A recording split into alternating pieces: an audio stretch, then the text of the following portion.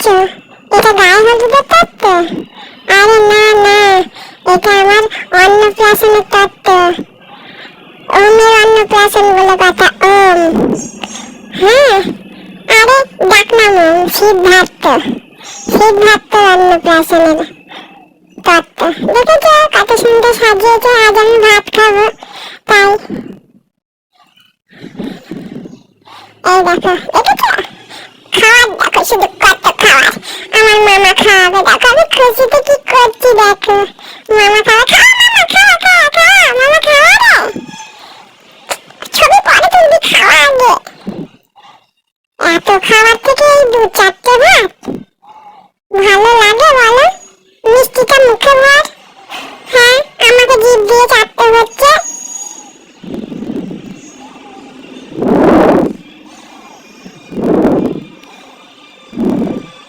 এই যে মা সারা রাত বলেছে, শিখিয়েছে বই তুলবি, সবাইকে দেখাবি, পণ্ডিত হবে আমার ছেলে।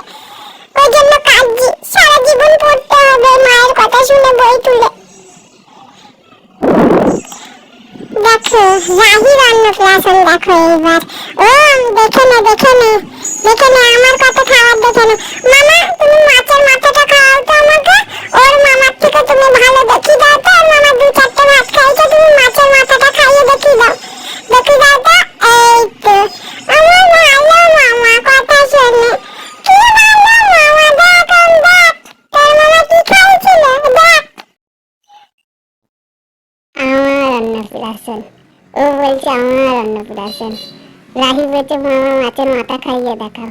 ওম বলছে মামা মিষ্টিটা মুখে ভরো। এত অহংকার কিসের যে তোদের? হ্যাঁ, তোরা জানিস আমি কত বুদ্ধিমান? আমার মুখে ভাতের গল্প শুনবি? হ্যাঁ, আর তোদের এত অহংকার কিসের? অহংকারে গরমে মাটিতে পা পড়ে না। আজ 6 মাস হলো জন্মেছিস। হ্যাঁ, অহংকারে এখনো কারোর বাপের ক্ষমতা নেই, এদের মায়ের বাবার ক্ষমতা নেই এদেরকে দিয়ে একটা কথা বলাবে। কথা বলে না, এত অ্যাটিটিউড দুজনের। আমার মাটিতে পা রাখে না দিমাকে, শুধু এর কোলে ওর কোলে তার কোলে কোলে কোলে ঘুরে বেড়াস। হ্যাঁ, কোথাকার রাজা রানী রে তোরা? এত অহংকার, এত অ্যাটিটিউড। আমার জন্মদিনটা শোন, শোন শোন আমার মুখে ভাতের গল্প। জন্মদিন ভুলে দিলাম, ভুলে ভুলে এত রাগ করছি না, যে রাগে কি বলতে কি বলে ফেলছি বুঝতে পারছি না। আমার মুখে ভাতে আমি আমি কারোর উপর ডিপেন্ডেন্ট হয়ে থাকি না, কারোর উপর। কি কাকে পরোয়া করে, কি তো ভাত খাওয়াবে সেটা। এই যে তোদেরকে এত এত খাবার সাজিয়ে দিয়েছিল, তোরা খেয়েছিস? খাসনি তো।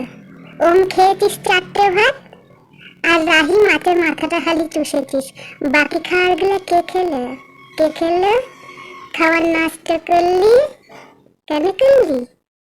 আমার মতো বুদ্ধি আছে তোদের? আমি চিন্তা করিনি যে আমার মামা কখন খাওয়াবে, আমার বাবা কখন খাওয়াবে, কারের উপর নির্ভর করিনি। নিজে নিজে হামাগুড়ি দিয়ে দিয়ে দিয়েছি। হাঁড়িতে ভাত ছিল, এরম করে তুলেছি, এরম করে মুখে ধরেছি। খাবারও নষ্ট হলো না, আমার মুখে ভাতে হয়ে গেল। বুদ্ধি, বুদ্ধি ধরেছিস? এটাকেই বলে বুদ্ধি। আমি ছোট থেকে সংসারী হতে হয়, এই তোদের বুদ্ধি। কেন বুদ্ধি নেই? শুধু অহংকার নিয়ে জন্মালে হবে? শুধু লোককে দিয়ে খাটাচ্ছিস, ও চান করে দিচ্ছি, ও তেল মাখিয়ে দিচ্ছি, ও কোলে কোলে ঘুরছি। নিজেরা কোন না 6 মাস তো বলে জন্মেছি। হ্যাঁ, 6 মাস ধরে জন্মে একটা কথাও বলিসনি। কথা তো বলতে হবে, মাটিতে পা তো রাখতে হবে। কবে রাখবি, কবে কথা বলবি?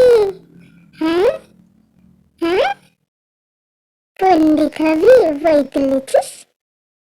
দাঁড়া, এই তোলা তুলির গল্পটা এবার আমি বলছি, দাঁড়া। এই প্রশ্নটা আমার তোমাদের কাছে, সত্যি কথা বলবে, হ্যাঁ উত্তরটা দেবে। সবাই বলে মুখে ভাতে বই তুললে পণ্ডিত হয়, সোনা তুললে সোনা ফলায়, টাকা তুললে প্রচুর রোজগার করে। যা তোলে সেরকম হয়। তাহলে আমার সাদা মনে একটাই প্রশ্ন, এই ছোট্ট মনে এইটুকু প্রশ্ন, উত্তরটা দাও দেখি। যারা মাতাল হয় তাদের পাশে মদ আর বিড়ি সিগারেটটা কে রেখে এসেছিল? কে রে? তোরা বিড়ি সিগারেট আর মদ রেখে এসে বেচারাগুলোকে মাতাল করেছিস? হ্যাঁ, এটা তো মুখে ভাতের স্ক্রিপ্টে ছিল না, এটা তো স্ক্রিপ্টের বাইরে ছিল। হ্যাঁ, এই মদ কে রেখেছিস আর বিড়ি সিগারেট কে রেখেছিস? এই মাতালগুলোকে মাতাল করে কে এদের জীবন নষ্ট করলি রে? যদি সেটাই হয় যে যেটা তুলবে সেরকম হবে, তাহলে মাতালগুলো মাতাল হলো কি করে? এদের অন্নপ্রাশনে কে মদ বিড়ি রেখেছিল? একবার দেখি শুধু তাদেরকে। আমার রাগ তো ছিল না, খুব রেগে গেলে কিচ্ছু বলতে পারি না, ঘরের কোণে বসে বসে কাঁদি।